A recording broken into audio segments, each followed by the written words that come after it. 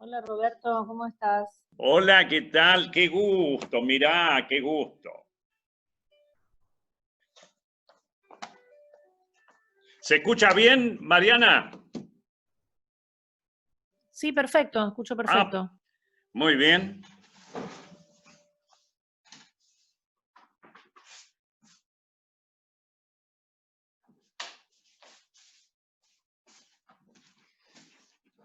Buenas tardes a todos.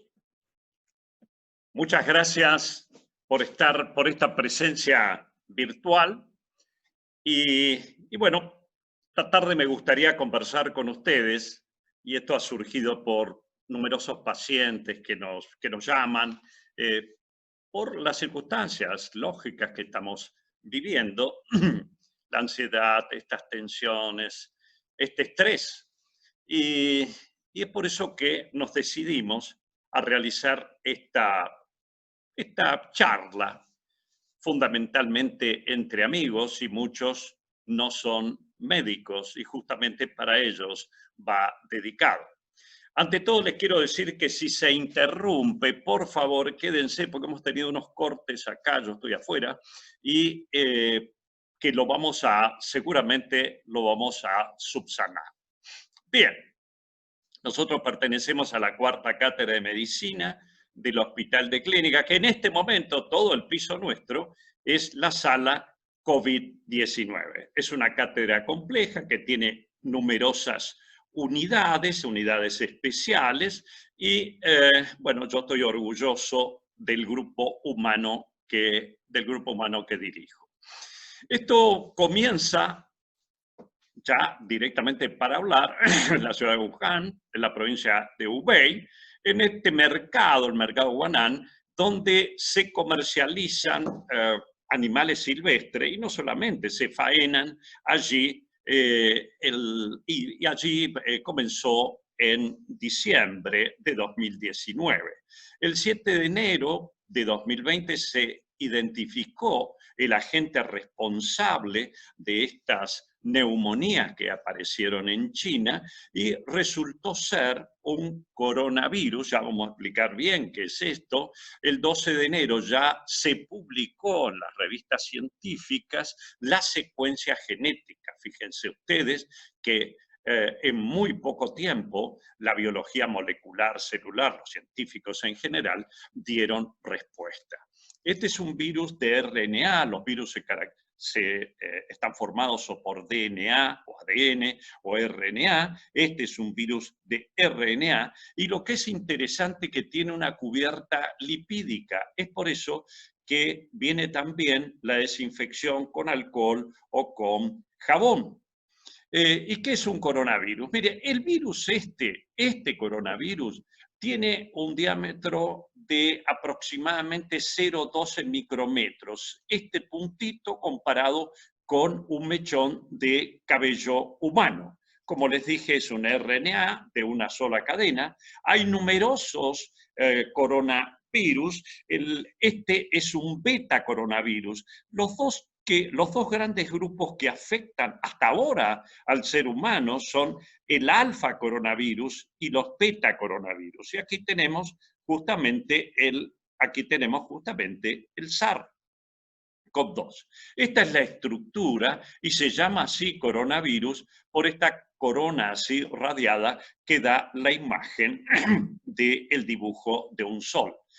Esta estructura en especial, que es este clavo que estamos viendo allí, es una proteína que va a ser la llave que va a entrar en la cerradura de un receptor que ya vamos a ver cómo penetra.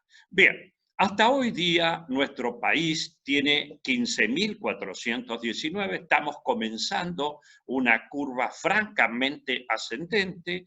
Lamentablemente llevamos 520 fallecidos, y en el mundo nos estamos acercando a los 6 millones, con en poco tiempo más 380.000 fallecidos. En cuanto a los aspectos epidemiológicos, es importante recalcar que afecta por igual a ambos sexos, pero la mortalidad es más alta en el hombre que en el varón. Casi el 80% de los casos se concentran en la franja entre 30 y 70 años. Y a partir de los 60 años, la letalidad aumenta en forma exponencial.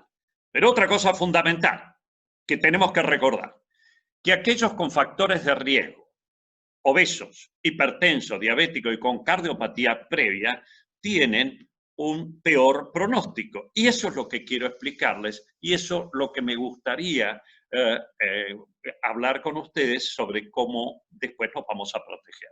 Esto es en el grupo que se internaron en nuestra sala del hospital de COVID, prácticamente, fíjense, 50 y 50. Ahora, de los pacientes que admitimos, que se internaron, en nosotros muy pocos eran ya de viaje, sino fundamentalmente comunitarios. Personal del hospital de salud, del hospital de clínica, personal de salud periférico, pero el grueso es transmisión comunitaria, es una zoonosis. Es decir, son virus que están en animales y se pueden pasar al hombre. Los coronavirus están presentes en numerosas infecciones que son triviales en nuestra práctica cotidiana, que son las virosis respiratorias, fundamentalmente virosis respiratorias superiores. Casi el 30-40% de estos casos de los cuadros catarrales son producidos por coronavirus. Ahora, este en especial se originó en el murciélago, y esto, el reservorio es el murciélago, si fue a través de un huésped intermediario que todavía no conocemos, o si llegó directamente al hombre, ya sea por consumo de productos como la famosa sopa, que es, digo, una comida que comen algunos orientales, o si pasó a través de un huésped intermediario, lo que sí que cuando llega al ser humano, recuerden de ustedes que por cada contagio vamos a tener entre 2 y 2,5 individuos que lamentablemente se van a contagiar. Esto me exime ahí en este pequeño video de la izquierda, me exime de todo comentario. Bien, una vez que ya entra a circular, lamentablemente llega a las instituciones de salud, y allí ha habido también una transmisión. Estoy hablando esto previo a que se conociese todas estas características. No hay ninguna duda que la transmisión fundamental es a través de estas partículas, gotas de flu, que eliminamos, sea con la tos, sea con el estornudo, o mismo al hablar. Es por eso que tenemos que utilizar permanentemente, por favor, el tapaboca. La capacidad de contagio, esto que ustedes están escuchando, el R0, es cuánto contagia una persona con, en este caso, COVID-19, cuántas personas contagia, lo que hablamos recién, hasta 2,5 individuos. Si persisten en las superficies, miren, hasta hoy día se dice que en el aire puede persistir 3 horas, ahora ha empezado una discusión si es eso o no, que en el acero entre 2 y 3 días, que en el cartón más o menos 24 horas. Si bien esto está en discusión, no viene mal y nos ayuda a no bajar la guardia, tratando al máximo de mantener nuestras medidas de higiene. Ahora, ¿cómo ingresa el virus? ¿Se acuerdan que les dije que este clavito era la llave? Mire, fundamentalmente lo que hace es llega a la célula y la cerradura sería este receptor ACE2, que es enzima convertidora de angiotensina 2, y allí ingresa a la célula.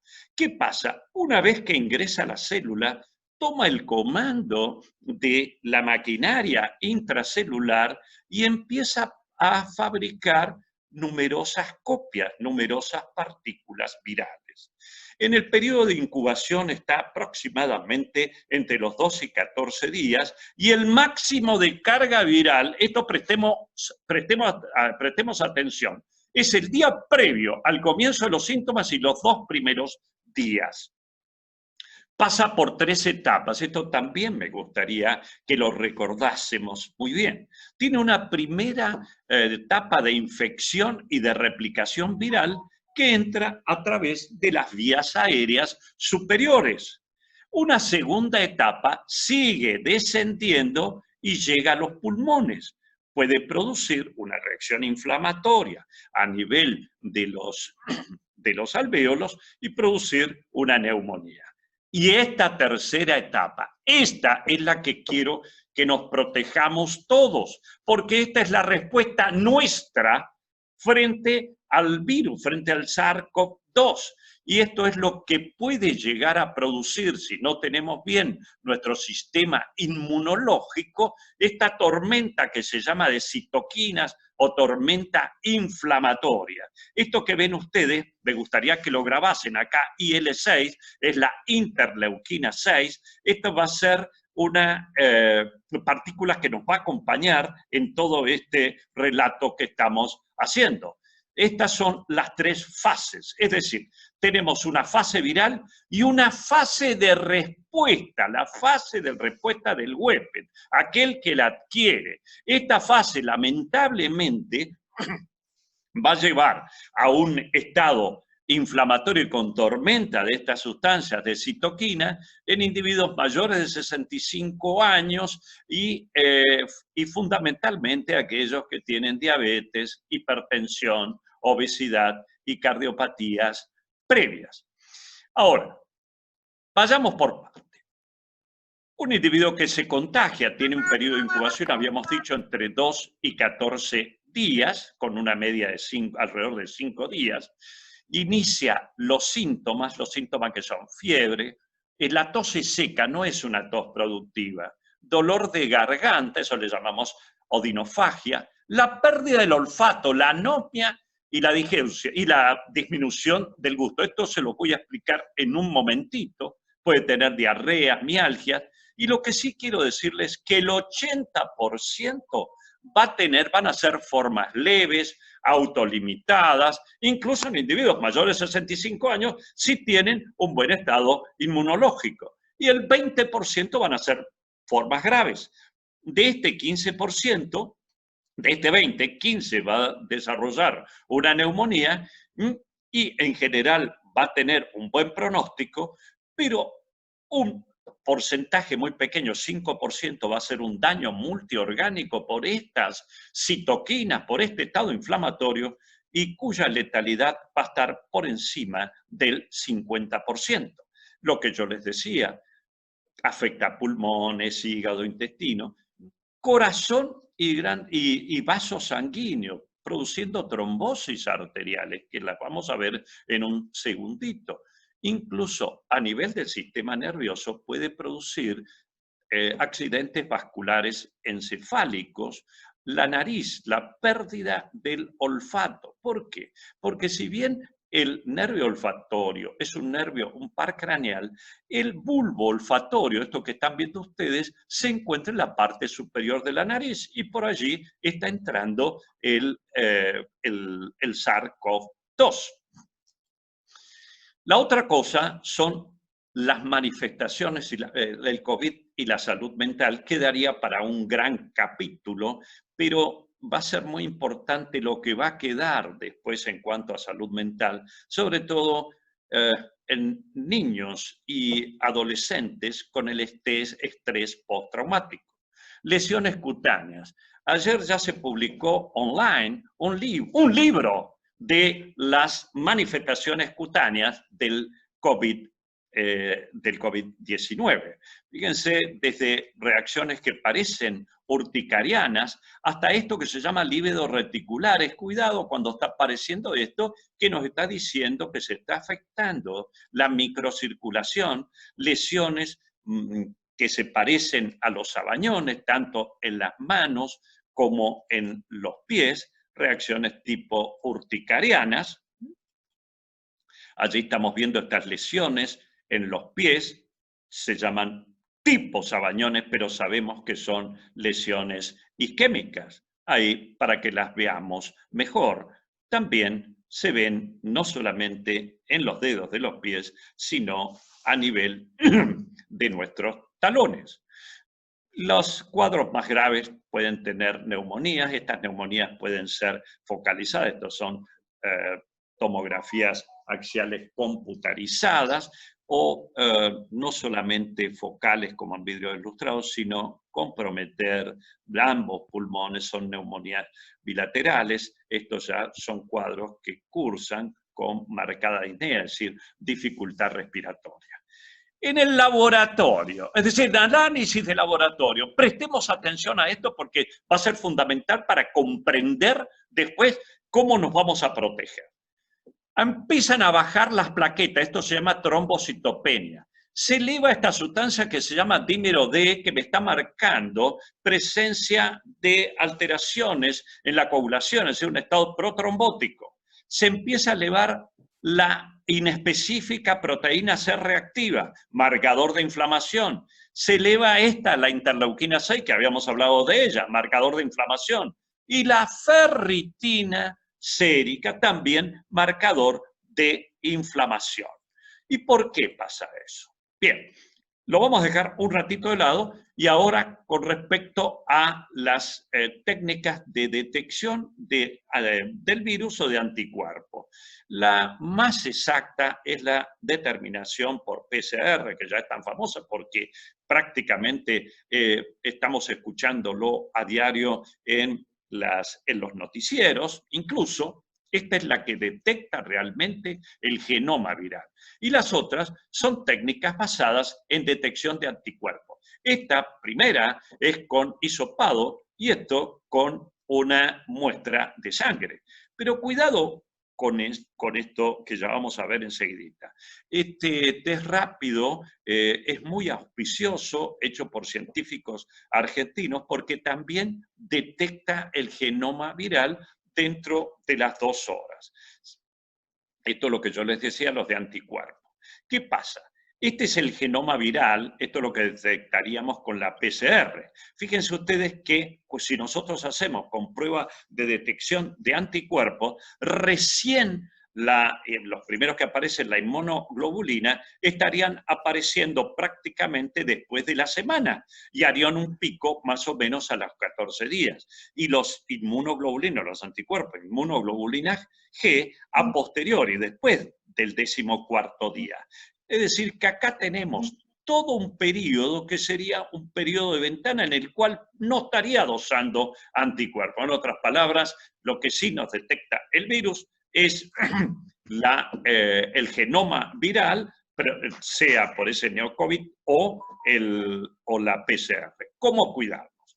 Desde ya, por favor, todo, por más que no fue la recomendación inicial de la Organización Mundial de la Salud y otros se jactan de no usarlo, el uso correcto del barbijo, tapaboca, la higiene de las manos, esto ya está muy trillado, son 12 pasos, no menos de 15 segundos. Lo otro, lo que yo les decía, el poder de la distancia social, esto del distanciamiento físico. Fíjense, una persona con COVID, de acuerdo al R0 que yo les había dicho, contagia dentro de los 5 días 2,5 personas. Ahora, en los 30 días, si vamos haciendo el cálculo matemático, va a ser de 400. Ahora, si nosotros tenemos un distanciamiento social, vemos que una persona va a contagiar menos, ¿no es cierto?, prácticamente 0,625 y a los 30 días 2,5 contagiados. El mal pronóstico. ¿Cuáles son factores de mal pronóstico? Factores clínicos. Edad por encima de 60 a 65 años. Yo diría 70. Que tenga factores de riesgo. Obesidad, hipertensión, diabetes, enfermedades cardiovasculares. Aquellos que los análisis clínicos tienen el marcador de inflamación, la PCR, elevado, las plaquetas bajas, este dímero D alto, la ferritina alta, la interleuquina 6 alto, porque estos estos dos me están marcando, estos dos aquí, con la proteína C reactiva, inflamación. Y el dímero D, y las plaquetas bajas, estos dos, me están marcando un estado protrombótico. Obviamente, si tengo neumonía bilateral o si hay insuficiencia respiratoria, pero a nosotros nos interesa el 50% de arriba. Los pacientes que se hospitalizan, fundamentalmente el salto se da, como decíamos, alrededor, el salto de hospitalización entre los 50, 60 años, allí comienzan a aumentar. Pero no hay duda que el peor pronóstico lo llevan, el salto está después de los 60 años. Esto es en China y esto es en Estados Unidos, en New York, prácticamente lo mismo. Y aquellos que tienen condiciones médicas preexistentes, como habíamos dicho, diabetes, hipertensión, enfermedades cardiovasculares.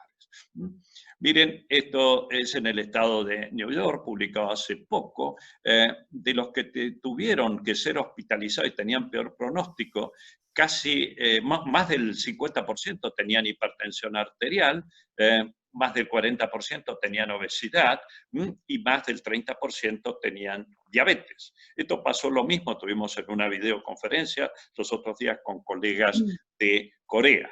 ¿Por qué son más vulnerables estos grupos? Miren, lo que estamos aprendiendo es que tienen múltiples mecanismos de injuria cardíaca, se produce desde el punto de vista patológico, hay una inflamación del endotelio, esto se llama endotelitis viral. La obesidad es el factor de riesgo para las enfermedades severas y la hipercoagulación es un hallazgo clave. Ahora, tenemos que ver, miren, esto es por qué se produce en el COVID.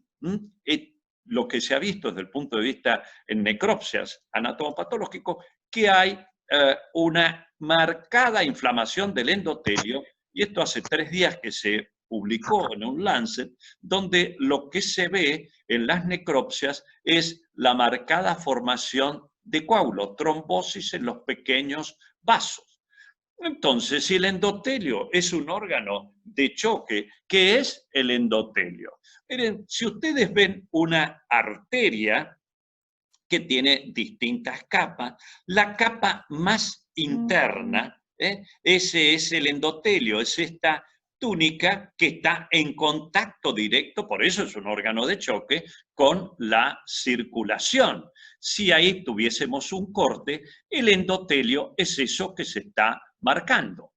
Ahora, ¿y por qué es tan importante el endotelio? Miren, por ejemplo, fíjense acá, esto es el comienzo de una aterogénesis. Lo que difiere con el COVID es que la aterogénesis es crónica y el COVID es una inflamación aguda. Eso es el endotelio. El endotelio en condiciones normales es una superficie lisa, es además tiene 400 metros cuadrados si nosotros sacáramos todo el endotelio del organismo y tiene 1,5 kilos, prácticamente lo que pesa el hígado. Ahora, cuando se daña ese endotelio, responde con inflamación, con hipercoagulación y con trombosis.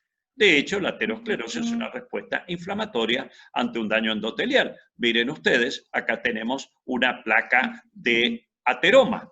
En condiciones normales, el endotelio inhibe la contracción vascular, es decir, permite una vasodilatación, es antitrombótico y antiinflamatorio.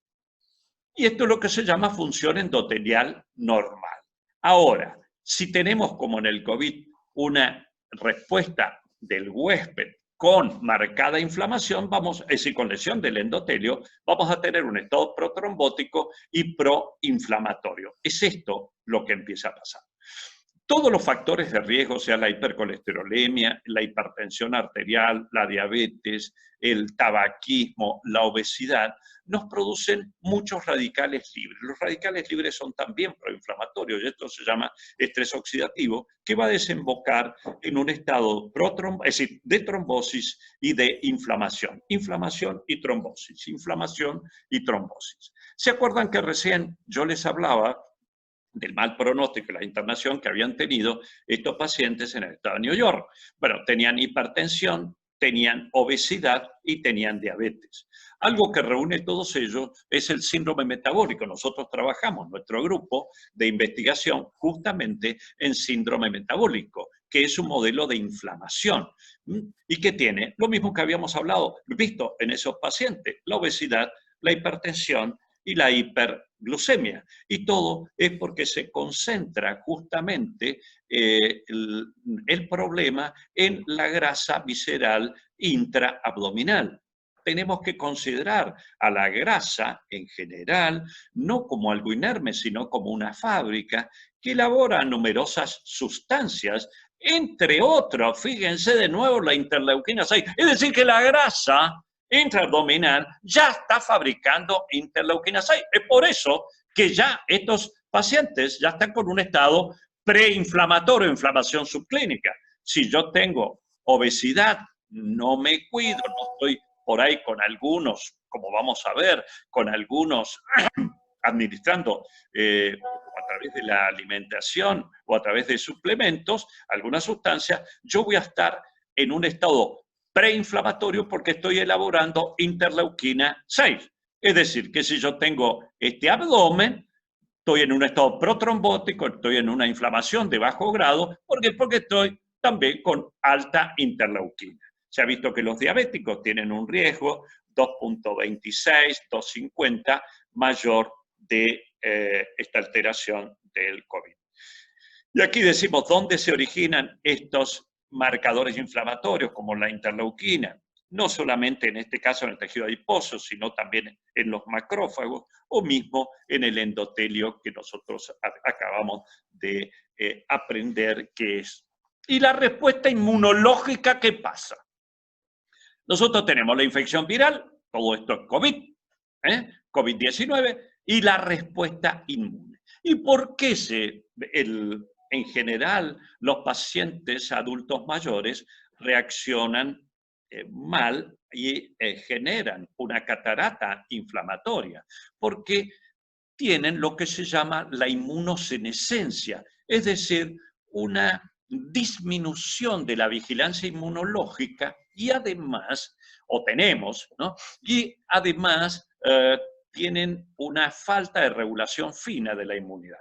Fíjense, COVID, es decir, el SARS-CoV-2, en un joven, en un niño, tiene numerosas células. Estas son células con potencia, por así de explicárselos, que van a atacar rápidamente apenas prácticamente ingresan, por eso es muy poco la cantidad de individuos que en este grupo etario hacen lesiones. Si ya es un adulto en la etapa media de la vida, prácticamente ya tiene a estas células poderosas, tiene además células de la memoria porque ya ha recibido vacunas, etc. Ahora, en el adulto mayor lamentablemente tiene numerosas células proinflamatorias, muy pocas células con una capacidad de enfrentar al virus y otras células como estas que están marcadas que ya están exhaustas. Es decir, que en definitiva este grupo etario está en un estado proinflamatorio y acá de nuevo la interleuquina aparece de nuevo, la interleuquina 6. No hay duda que el envejecimiento es el factor de riesgo más importante para todas las patologías crónicas no transmisibles, las cardiopatías, el cáncer, las enfermedades pulmonares obstructivas crónicas, la diabetes, etc. Y entonces, ya con este conocimiento previo, ¿qué podemos hacer para protegernos? Bueno, vimos que hay estrés oxidativo, debemos combatir los radicales libres, vemos que hay inflamación, vemos que hay un estado protrombótico. No hay duda que nosotros envejecemos porque nos vamos oxidando. Y además el estrés oxidativo produce una disfunción endotelial que nos altera toda nuestra microcirculación. La vida está en equilibrio entre antioxidantes y radicales, y los radicales libres. Bien, esto es una célula sana, fíjense, una célula atacada por radicales libres y por estrés oxidativo. corten una manzana y van a tener prácticamente lo mismo. Esta sería la manzana protegida por la cáscara. Esto la hemos cortado y esto es lo que vamos a obtener. Ahora, ¿cuáles son causas de estrés oxidativo? Nuestra alimentación. Por eso es que debe ser, y vamos a demostrar, que debe ser rica en frutas y verduras. Cuidado con la comida chatarra. En las criaturas estamos generando estrés oxidativo. La inadecuada ingesta de frutas y verduras. El estrés psicológico nos lleva a un estrés oxidativo. Ya solo comer se produce una inflamación y produce estrés oxidativo. El problema es que las personas obesas, hipertensas y diabéticas ya tienen un estado de inflamación crónica con este incremento de la interleuquina. ¿Qué es un radical libre? Nosotros en la escuela secundaria aprendimos que, ya sea en química y en física, que son sustancias que tienen electrones, algún electrón no apareado. ¿Y a dónde se va a aparear ese electrón? O a la membrana celular, a la capa lipídica, o al DNA, o a las proteínas. Y en definitiva, el antioxidante sería el bombero que le da un electrón para apagar este fuego. Y estos antioxidantes pueden ser endógenos o exógenos. Exógenos los aportamos con la alimentación. De los exógenos tenemos vitaminas y tenemos los polifenoles, el grupo más importante de antioxidantes. Nuestro grupo trabaja en especial con el resveratrol, pero también con el pterostilbeno. ¿Por qué? Porque trabajamos mucho también con el vino, de ahí que tengamos una unidad que se llama polifenoles, vino y salud. ¿Y dónde están estos antioxidantes? En general en las frutas y verduras. De allí que el Código Alimentario Argentino y el Código Alimentario Internacional pregone de que es importante, si este es la alimentación diaria, al menos la mitad tiene que estar proveída por frutas y verduras. Y es el ejemplo de la dieta mediterránea, a la cual se le agregan los polifenoles del aceite de oliva y del vino. ¿Y qué hacen estos polifenoles? Disminuyen la inflamación, disminuyen la oxidación. Entonces ya sabemos que son los polifenoles. El resveratrol es uno de los que nosotros, les dije recién, utilizamos. No solamente está en el vino, sino en todas estas frutas que ustedes están viendo allí. Ahora, es muy interesante que la pimienta negra favorece la biodisponibilidad, es decir, funciona mejor el resveratrol, cualquier resveratrol, pero también el resveratrol del vino. De allí que no viene mal agregarle pimienta a la comida, si estamos tomando, si estamos bebiendo o ingiriendo resveratrol. Estilbeno, cuando ustedes escuchen estilbeno, es la forma química del resveratrol, pero también de los pterostilbenos. Dice compuestos naturales como candidatos contra el COVID. Miren, esto es el resveratrol. No sé, estoy escuchando hablar, no sé, no entendía qué. Miren lo que hace el resveratrol, entre otras cosas, va a bloquear esto que nosotros habíamos visto recién, ¿se acuerdan? Cómo entraba a la célula, cómo entra a la célula el SARS-CoV-2. Lo que hace el resveratrol es bloquea la entrada, pero no solamente eso, en la maquinaria intracelular también evita la replicación viral y por otro lado es un antioxidante. Nuestro grupo ha trabajado en especial en estrés oxidativo con extractos de arándanos. Nosotros hemos visto cómo van disminuyendo con extracto de arándanos los marcadores de estrés oxidativo. Este es el grupo de investigadores de nuestra cátedra. Otra cosa importante a tener en cuenta es nuestra flora intestinal. Nosotros venimos de bacterias y justamente la microbiota intestinal, que es la flora intestinal, la vamos a llamar microbiota, es un participante activo para una longevidad saludable, pero hoy sabemos también que puede favorecer o ser una protección contra las acciones deleterias del del COVID-19. ¿Por qué? Porque lo que hace una buena microbiota es mantener un estado de homeostasis inmunológica. ¿Cuánto tenemos de bacteria? Entre 1,5 kilos y 1,7 kilos. Esta microbiota varía con la edad, pero lo que sí es importante es la alimentación. Y si a esa alimentación le agregamos probióticos, mejor aún. Los antibióticos disminuyen y alteran nuestra flora intestinal, así como también el estrés psicológico. Fíjense ustedes la importancia que tienen los probióticos y vamos a ver enseguida los prebióticos. Yo acá voy a parar un momentito porque tengo que hacer una conexión y seguimos. Por favor, no se vayan. Por favor, no se vayan.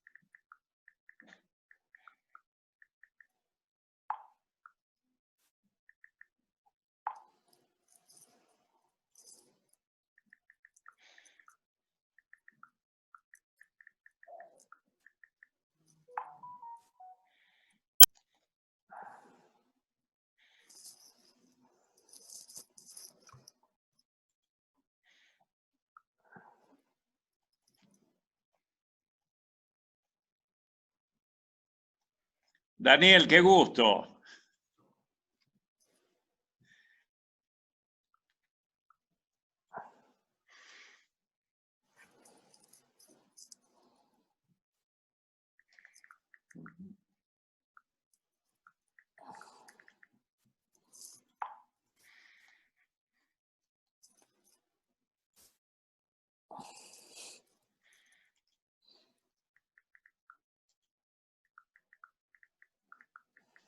No.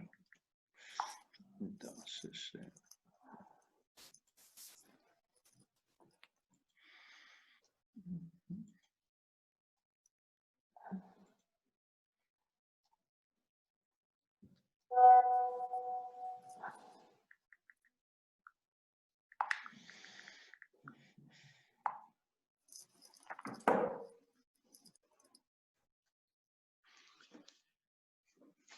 ¿me escuchan bien? Sí, sí, te escuchamos, Roberto. Perfecto, Roberto. Hola. Así ya seguimos. Sí, perfecto, Roberto. ¿Se escucha bien? Bueno, Roberto Borrone, qué alegría. Sí. Andrés Estrabó, qué honor. Bueno, qué lindo verlos a todos. Mariano, muchas gracias, muchas gracias. Bien. Un abrazo, Roberto. Gracias, querido. Muchísimas gracias. Entonces, ahora seguimos un poquito lo que yo les decía recién.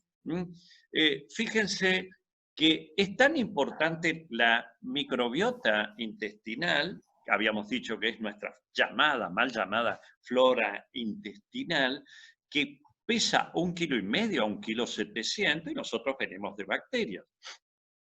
¿Qué interviene? La principal fuente del neurotransmisor más importante para sentirnos plenos, felices, que es la serotonina, está la síntesis en las células enterocromafines del intestino. ¿Por acción de quién? Por acción de la microbiota intestinal